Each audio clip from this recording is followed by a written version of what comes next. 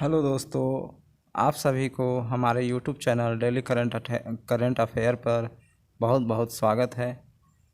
आपको UP triple SC के द्वारा निकाली गई वैकेंसी लेखपाल भर्ती 2020 का सलेबस के अनुसार विलेज सोसाइटी एंड डेवलपमेंट तथा ग्रामीण समाज और विकास का क्लास नंबर फर्स्ट है और यह पार्ट नंबर फर्स्ट है। इसके अंतर्गत हम ग्रामीण क्षेत्रों से संबंधित महत्वपूर्ण विभाग के बारे में अध्ययन करेंगे। वीडियो को शुरू करते हैं। इसके अंतर्गत सबसे पहला है खंड विकास अधिकारी। देखिए, खंड विकास अधिकारी, इसी को इंग्लिश में ब्लॉक डेवलपमेंट ऑफिसर और शॉर्टकट में BDO कहते हैं। देखिए, जो खंड विकास अधिकारी का कार्यपालन विकास खंड का मुख्य अधिकारी होता है। विकास खंड का मुख्य अधिकारी खंड विकास अधिकारी का कार्य करता है, ठीक। और इसका जो प्रशिक्षण होता है, मतलब खंड विकास अधिकारी का जब वैकेंसी निकले और उसमें जब कोई व्यक्ति ज्वाइन हो जाता है या वैकेंसी पास कर देता है तो उसका प्रशिक्षण किया जाता है। तो वह प्रशिक्षण ग्रामीण विकास संस्थान में होता है, ठीक। और अगला पॉइंट है, जो ग्राम होते हैं, गाँव के विकास की जिम्मेदारी, मतलब गांव के विकास की जिम्मेदारी जो होती है खंड विकास अधिकारी पर निर्भर होता है। किसी भी गांव के विकास की जिम्मेदारी खंड विकास अधिकारी पर निर्भर होता है। और अगला पॉइंट है, सरकार द्वारा चलाई जा रही योजनाओं का क्रियान्वयन की समीक्षा। तो खंड विकास अधिकारी जो होता है सरकार के द्वारा चलाई जा रही सभी योजनाओं का क्रियान्वयन की समीक्षा करता है, ठीक। अगला पॉइंट है, ग्रामीण जनता के लिए सरकार के रूप में भूमिका निभाना तथा ग्रामीणों के प्रत्यक्ष नियंत्रण में रहना। देखिए, खंड विकास जो अधिकारी है ग्रामीण जनता के लिए सरकार के रूप में भूमिका निभाता है और ग्रामीणों के प्रत्यक्ष नियंत्रण में रहता है, ठीक। अगला टॉपिक है लेखपाल। देखिए, लेखपाल क्या होता है। लेखपाल जो वैकेंसी है उसके अंतर्गत हम लोग अब जानेंगे। सबसे मुख्य चीज़ है लेखपाल क्या होता है। देखिए, जो लेखपाल होता है वह गांव स्तर पर सरकारी कर्मचारी होता है। मतलब लेखपाल के अंतर्गत कम से कम 1 या 2 गांव होते हैं और यह गांव के स्तर पर सरकारी कर्मचारी होता है। तो लेखपाल का जो भुगतान होता था 1906 ईस्वी में गांव के द्वारा ही किया जाता था, ठीक। लेकिन इसका भुगतान जो होता है सरकार के द्वारा दिया जाता है। अब वेतन का भुगतान लेखपाल का सरकार के द्वारा दिया जाता है। लेखपाल के अंतर्गत 1 या 2 गांव होते हैं, ठीक। और यह लेखपाल जो होता है इसके अंतर्गत जो भी गांव होते हैं उन सभी गांव के भू अभिलेख का रिकॉर्ड मौजूद होता है। भू अभिलेख मतलब जोती जाने वाली या कृषि किए जाने वाली सभी ज़मीनों का रिकॉर्ड, ठीक। अगला पॉइंट है, किसान को सरकारी शुल्क देकर ज़मीन के बारे में जानकारी देना। देखिए, लेखपाल जो होता है किसान को सरकारी शुल्क लेकर, किसान से सरकारी शुल्क लेकर उसके ज़मीन के बारे में जानकारी देता है कि मतलब उसका ज़मीन कितना है, क्या है, कैसे है, इसकी जानकारी देता है, ठीक। अगला पॉइंट है, प्रत्येक गांव का नक्शा। तो देखिए, जो लेखपाल के अंतर्गत जो भी गांव होते हैं, 1 या 2 गांव जो भी होते हैं, उन सभी गांव का नक्शा होता है। नक्शा में गांव की सड़कें, गांव की कृषि योग्य ज़मीनें, इन सभी को दर्शाया जाता है, ठीक। अगला पॉइंट है, किसान को स्वामित्व की समस्त कृषि भूमिका का विवरण एक रजिस्टर में ही एक ही स्थान पर खाते के रूप में लिखे, जिसे जमाबंदी कहते हैं, ठीक ना। देखिए, किसान की स्वामित्व की समस्त कृषि भूमि का विवरण एक रजिस्टर में एक ही स्थान पर खाते के रूप में लिखा जाता है, जिसे हम लोग जमाबंदी कहते हैं। जमाबंदी की 2 प्रतियां तैयार की जाती है, एक तो तहसील कार्यालय में और दूसरा संबंधित लेखपाल के पास होता है, ठीक। अगला पॉइंट है,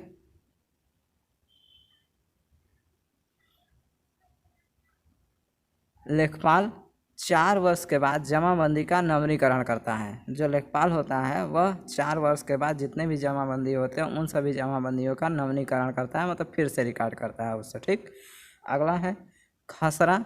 नक्शे में प्रत्येक खेत के लिए क्रमांक होता है। देखिए, जो नक्शा जो लेखपाल के पास नक्शा होता है उस नक्शे में खेतों को एक क्रमांक दिया जाता है, नंबर के हिसाब से खेत को दिया जाता है, उस नंबर को ही खसरा कहा जाता है, ठीक। खसरा क्रमांक कहते हैं। अगला पॉइंट है,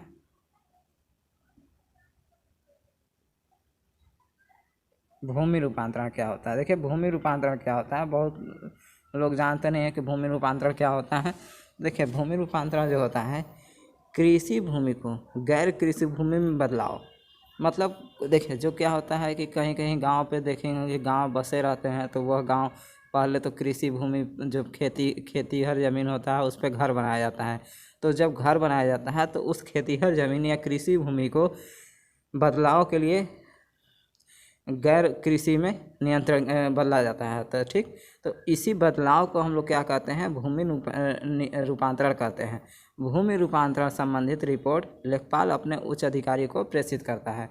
तो भूमि संबंधित जितने भी रिपोर्ट होते हैं वो क्या लेखपाल क्या करता है कि उच्च अधिकारियों को भेज देता है। ठीक, अगला पॉइंट है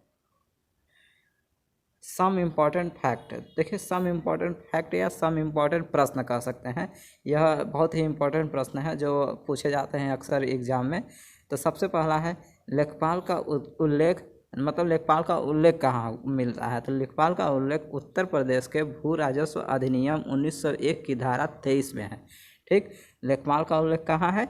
उत्तर प्रदेश के भू राजस्व अधिनियम 1901 की धारा 23 में है। ठीक, अगला है लेखपाल अपने हल्के कार्य करता है, लेखपाल अपने हल्के कार्य करता है, उसके बाद उस कार्य को ट्रांसफ़र कर देता है परगना अधिकारी या सहायक अधिकारी कलेक्टर के यहाँ। ठीक ना, और उसके द्वारा उस कार्य को आगे बढ़ाया जाता है। ठीक,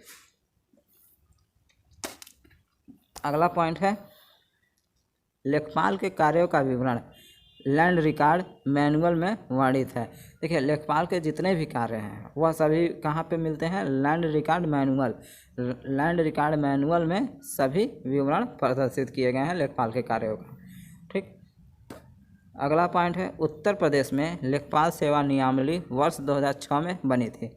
उत्तर प्रदेश में लेखपाल सेवा नियमावली 2006 में बना था। ठीक, अगला है खसरा। खसरा क्या होता है? देखिए खसरा एक कानूनी दस्तावेज होता है जिसमें किसी गांव के ज़मीन के टुकड़े और उस पर उगाई जा रही फसलों का विवरण लिखा होता है।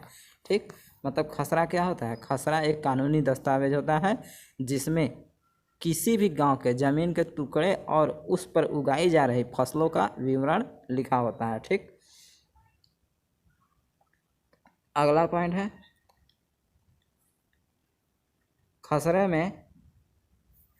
खसरे में कुल 22 खाने होते हैं। ठीक, खसरे में कुल कितने खाने होते हैं? 22 खाने होते हैं। खसरे में कुल 22 खाने होते हैं और खतौनी में कुल 13 खाने होते हैं। ठीक, ये ध्यान दीजिएगा, ये प्रश्न पूछ सकता है कि खसरे में कितने खाने होते हैं। तो खसरे में कितने खाने होते हैं? 22 खाने। और उसके बाद खतौनी में कुल कितने खाने होते हैं? 13 खाने होते हैं। ठीक, अगला पॉइंट है पटवारी शब्द का प्रारंभ सर्वप्रथम। देखिए पटवारी शब्द का प्रारंभ सर्वप्रथम शेर शाह सूरी ने किया था। तो पटवारी शब्द का यूज सबसे प्रथम कौन किया था? शेर शाह सूरी ने किया था। ठीक, अगला पॉइंट है चौधरी चरण सिंह सरकार के समय। देखिए जब चौधरी चरण सिंह का सरकार था उस समय पटवारी का नाम बदलकर लेखपाल कर दिया गया। ठीक, तो उस समय लेखपाल पटवारी का नाम बदल कर क्या कर दिया गया? लेखपाल कर दिया गया। ठीक, अगला पॉइंट है उत्तर प्रदेश भू राजस्व अधिनियम की धारा 33 में वर्णित वार्षिक रजिस्टर को खतौनी के नाम से जाना जाता है। तो खतौनी के नाम से किसे जानते हैं? उत्तर प्रदेश भू राजस्व अधिनियम की धारा 33 में वर्णित वार्षिक रजिस्टर को हम लोग खतौनी के नाम से जानते हैं। ठीक, अगला है दाखिल खारिज की प्रक्रिया। देखिए बहुत लोग कहते हैं कि दाखिल खारिज कराना है, तो आखिर दाखिल खारिज प्रक्रिया होता क्या है? जब कभी भूमि पर कब्जे में परिवर्तन करना होता है, मतलब जैसे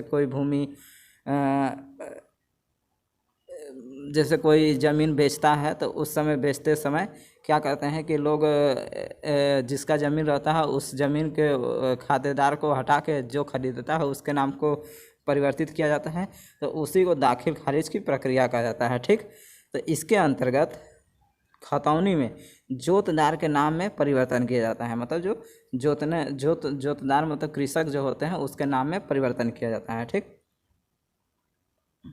अगला पॉइंट है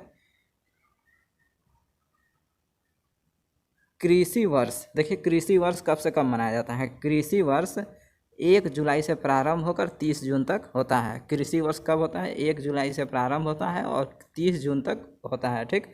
और कृषि वर्ष को फसली वर्ष के नाम से भी जाना जाता है। तो ये ध्यान दीजिएगा कि हो सकता है कि फसली वर्ष पूछ दे, तो कृषि वर्ष को हम लोग फसली वर्ष के नाम से भी जानते हैं, जो 1 जुलाई से प्रारंभ होकर 30 जून तक मनाया जाता है, ठीक। अगला पॉइंट है खसरा और खतौनी को सम्मिलित रूप से, देखिए खसरा और खतौनी दोनों को सम्मिलित रूप से अधिकार अभिलेख कहते हैं। तो खसरा और खतौनी को दोनों अगर मिला दिया जाए तो उसे हम लोग क्या कहेंगे? अधिकार अभिलेख कहेंगे, ठीक। भूलेख का निरीक्षक कानूनगो या राजस्व निरीक्षक होता है। जो भूलेख का निरीक्षक होता है या भूलेख के जो निरीक्षणकर्ता होते हैं उसे वो कौन होता है? वो कानूनगो होता है या राजस्व निरीक्षक होता है, ठीक। तहसील दिवस कब मनाया जाता है? तहसील दिवस प्रत्येक माह के प्रथम व तृतीया मंगलवार को मनाया जाता है, ठीक। तहसील दिवस प्रत्येक माह के प्रथम व तृतीया मंगलवार को मनाया जाता है, ठीक। अगला पॉइंट है तहसील दिवस को, मतलब तहसील दिवस में क्या होता है? तहसील दिवस में जनता की शिकायतों को सुना जाता है और उसके बाद उस शिकायतों को सुनने के बाद उसकी शिकायतों को उच्च अधिकारी के यहाँ ट्रांसफ़र किया जाता है, जिस पे वह तुरंत से तुरंत कार्रवाई कर सके, ठीक। अगर वीडियो अच्छी लगी हो तो फ्रेंड अपने दोस्तों के साथ शेयर करें और साथ ही साथ बेल आइकन दबाएं और सब्सक्राइब का बटन अवश्य